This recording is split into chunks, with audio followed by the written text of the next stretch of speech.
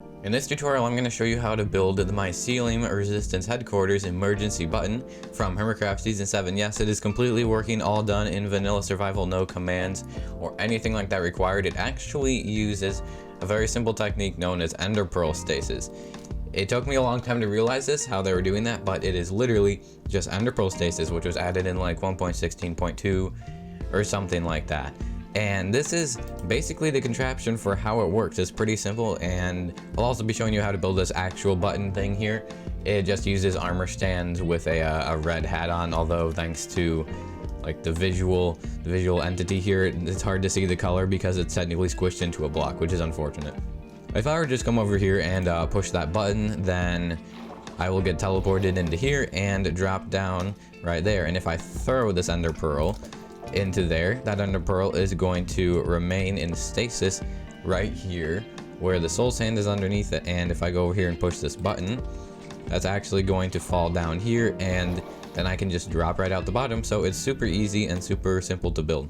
Unfortunately, there will not be a material list because I'm actually on 1.16.4 and I do not have the schematic mod for 1.16.4, but I'm just using this version to make sure that it works the same exact way, because on Hermitcraft it's 1.16.4. There will still be a world download in the description though, and if you like what you see here, then consider hitting that subscribe button if you are not subscribed already. We're trying to get to 4,000 subscribers by 2021, and I think we're on track to hit that, but I need your help, so that would be greatly appreciated. So to start building this thing, we're going to start with the actual button here, and this is making it look the exact same way that it did on Hermitcraft. We're going to start with building the button, but I actually am recording this after I had originally recorded the entire video, because I realized that to make the armor stand work properly, you have to use 3 layers of snow in a block to place the armor stand on.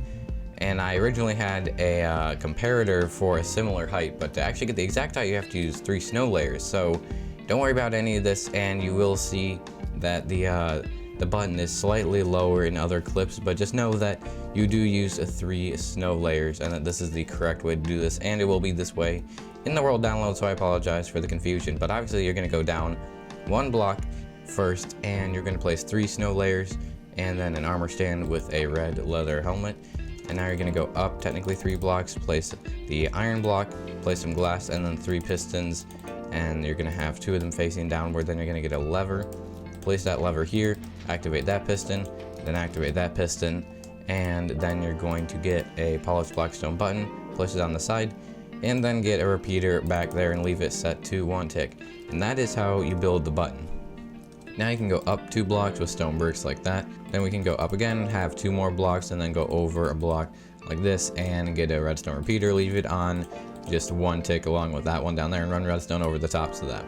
Now we're going to put 2 more blocks up here, and then you're going to get a sticky piston. Place a sticky piston right there, get another block, place a block on top of the sticky piston, and then get 2 repeaters set to 1 tick like that. And then down here you're going to get another sticky piston, and you're going to place a block of redstone on it like that.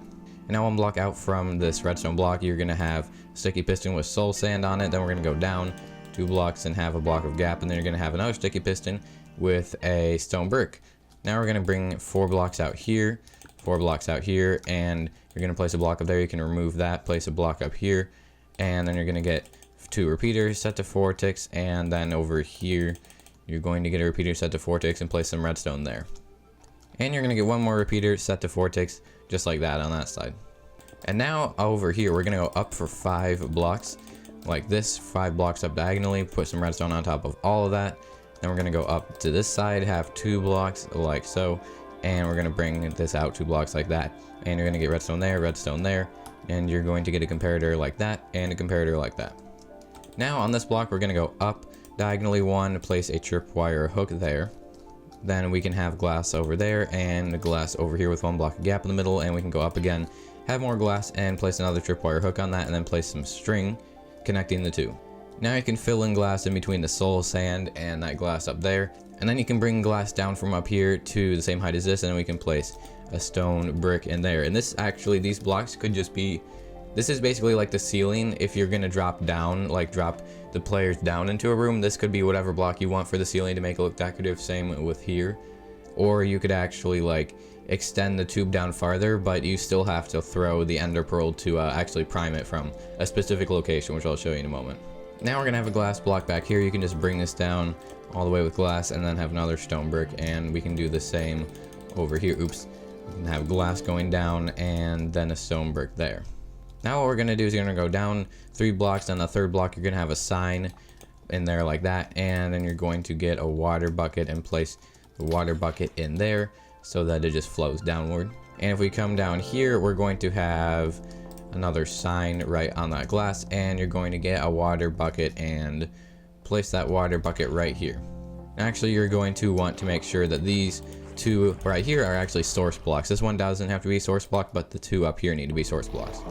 Now our machine is actually all set and ready to go. So just for a reference point, 2 blocks down from the exit of this stasis chamber, you're gonna want to have a block where you can stand on. And this may be a temporary thing. If you're doing it high up in the ceiling, sort of like they did in the actual Resistance headquarters, then you're gonna have to build up to it to prime it.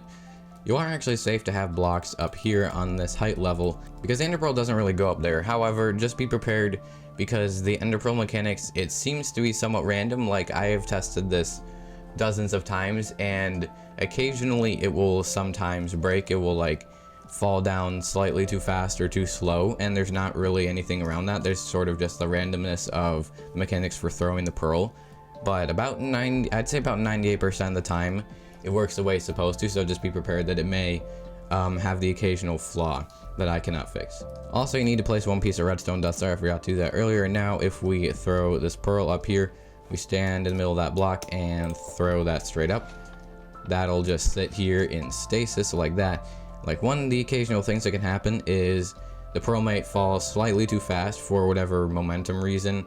I don't fully understand what makes it actually change and work differently different times, but occasionally it can fall slightly too fast before the bubble column has fully formed and can teleport you onto the soul sand. But now we're just free to push this button here, and we're gonna get teleported onto that block. Let's actually demonstrate that again, because I was in fly mode, which obviously made it different. So I'm not in fly mode right now. I push this button here, and I just fall straight down this tube. And this also works from any distance. I flew really far away. I unloaded these chunks, and I used a command to set a redstone block like right here to power this, and it still teleported me back. So that's the way it works on Hermitcraft. And also, just so you know, that you can have this button be as far away as you want from this actual machine here. It just has to be connected via redstone to this circuit up here.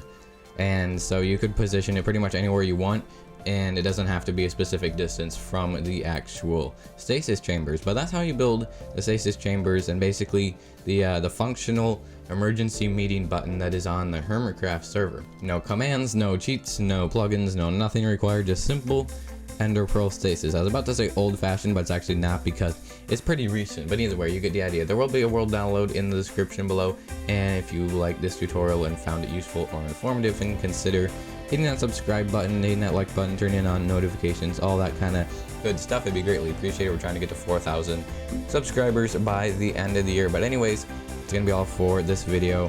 Thank you guys for watching. I've been Speeve, and I'll see you guys in the next video or live stream. Bye.